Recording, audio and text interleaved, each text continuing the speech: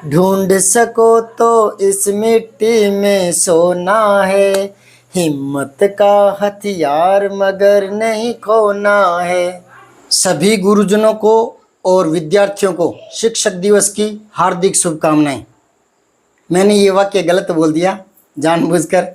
गुरुजनों नहीं होता, गुरुजन ही होता है, क्योंकि गुरुजन शब्द खुद बहुवचन है, तो बहुवचन का फिर से बहुवचन बनाया गया गुरुजनों, ये गलत है।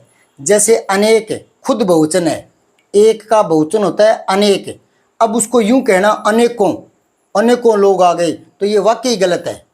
वाक्य में कोई एक शब्द गलत हो जाता है तो पूरा वाक्य गलत माना जाता है। तो अनेकों नहीं होता, अनेक ही शब्द सही है। तो गुरुजनों नहीं होता, गुरुजन ही होता है, क्योंकि वो जन शब्द है ना, बहुवचन बनाने के लिए, सभी के लिए प्रयोग करते हैं ना, तो बहुवचन बनाने के लिए जन लगा देते हैं। बहुत सारे शब्द ऐसे हैं जिनका बहुवचन नहीं बनता ना, तो फिर उनके आगे कुछ शब्द जोड़ देते हैं, जैसे वृंद, जैसे गण, जैसे जन, जैसे लोग। लोग शब्द भी जोड़ सकते हैं, बताऊं जोड़ के। जैसे एक मजदूर है तो कहेंगे मजदूर, और ज़्यादा होंगे तो हम कहेंगे मजदूर लोग आ गए, मजदूर लोग इकट्ठे हो गए, तो वो लोग शब्द भी बहुवचन के लिए आ जाता है। समझ रहे हो क्या? तो वो गुरुजनों नहीं होगा, गुरुजन ही सही शब्द है, बहुवचन है वो। सभी गुरुजन के लिए और विद्यार्थियों के लिए शिक्षक दिवस की हार्दिक शुभकामनाएं। अब मैं ये बताना चाह रहा हूँ कि जब मैं बहुत साल पहले 12वीं में पढ़ाता था, उसमें पुराना जो सिलेबस था उसमें कुछ चैप्टर थे गजब के, और मैं उनको पढ़ाते समय 15-15, 16-16 दिन एक एक चैप्टर में, कुछ चैप्टर ही ऐसे थे, कुछ लेसन, कुछ पाठ ऐसे थे, कुछ निबंध ऐसे थे कि उनको पढ़ाते समय मुझे 17-17 दिन में एक चैप्टर पूरा करना पड़ता था। मतलब एक एक पैराग्राफ में पूरा पीरियड निकल जाता था। गजब के पाठ थे, और वो हटा दिए। ऐसे पाठ हटने नहीं चाहिए। 4-5 तो मुझे इतने अच्छे लगते थे कि उनको कहीं ना कहीं रखना था, एक क्लास में नहीं रखते 5 चैप्टर। क्यों? क्योंकि सिलेबस भी कई साल बाद बदलना होता है, दूसरे कवियों की अच्छी श्रेष्ठ रचनाएं और बहुत है, सैकड़ों हजारों हैं, लाखों हैं, तो उनको भी स्थान देना होता है। मैं मानता हूँ बदलना पड़ता है, लेकिन उन 4-5 चैप्टरों को मत बदलो। अगर उन 4-5 चैप्टरों को नहीं बदलते तो फिर वो नए चैप्टर कैसे आएंगे? ऐसा करें कि एक चैप्टर 9th में, एक 10th में, एक 11वीं में, एक 12वीं में, तो बढ़िया बढ़िया जो चैप्टर होते हैं ना, वो कभी हटने नहीं चाहिए सिलेबस से। वो जो पाठ है वो था हार की जीत, सुदर्शन का लिखा हुआ था, बहुत बढ़िया कहानी थी। सुदर्शन का पूरा नाम है बद्रीनाथ भट्ट, और ये आदर्शोन्मुख यथार्थवाद वाली कहानी थी। अब आदर्शोन्मुख यथार्थवाद क्या है?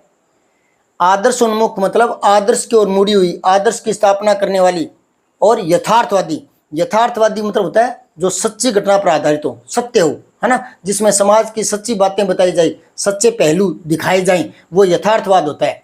और ऐसे ही आपको याद है तो बहुत बड़े यथार्थवादी आदर्शोन्मुख वाली रचना लिखने वाले एक बहुत ही महान लेखक हुए हैं, बताओ कौन? मुंशी प्रेमचंद जी। उनके उपन्यास, उनकी कहानियां यथार्थवादी आदर्शोन्मुख रही है, यानी सच्चाई पर टिकी हुई और एक आदर्श की स्थापना करने वाली। तो ये कहानी ऐसी है।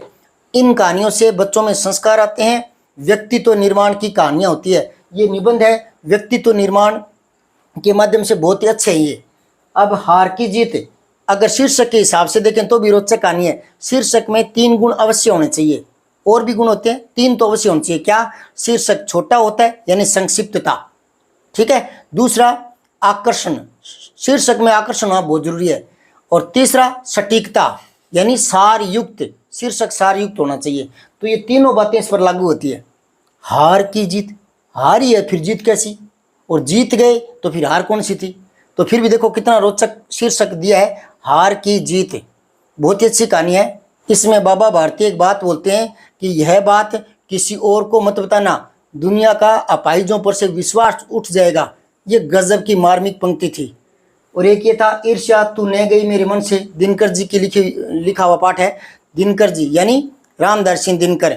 ईर्ष्या का काम है जलाना, जैसे सूरज का काम है ताप देना, बर्फ का काम है शीतलता देना, ठंडक देना, हवा का काम है बहना, तो उसी प्रकार जो ईर्ष्या है उसका काम है जलाना।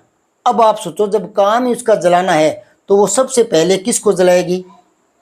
उसी को जिसके हृदय में घर कर गई, उसको जलाएगी।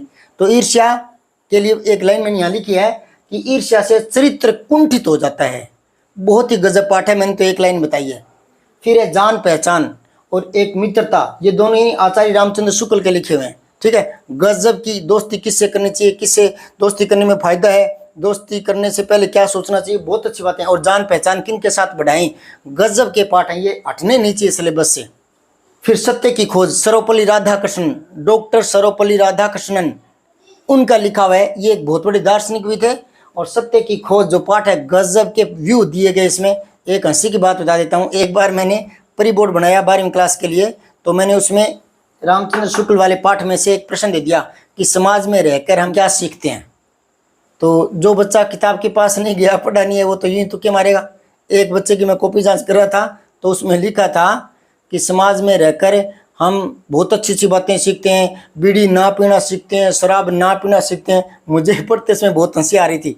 देखो, करना तो सीखना पड़ता है, ना करना भी सीखना पड़ता है क्या। मान लो ये पंखा है, मुझे खोलना है, तो ये तो सीखना पड़ेगा कि पहले कहाँ से नट खोलूँ, कैसे नट को घुमाऊँ, किस साइड में ताड़ियाँ पहले कैसे खोलूँ, तो ये तो सीखना पड़ता है। मुझे ये खोलना ही नहीं है और मैं कहूँ भाई साहब इधर आ, इसको ना खोलना सिखा, तो ना करना भी कोई सीखना थोड़ी होता है। तो बच्चा लिख रहा है बीड़ी ना पीना सीखते हैं, शराब ना पीना सीखते हैं। उसमें एक बात थी, लिखा था साफ साफ बहुत अच्छा, कि समाज में रहकर हम देखते हैं कि लोग हमारी भूलों को क्षमा कर देते हैं, तो हम भी किसी की भूल को क्षमा करना सीख जाते हैं। तो यहीं से मैंने प्रश्न बनाया था कि समाज में रहकर हम क्या सीखते हैं।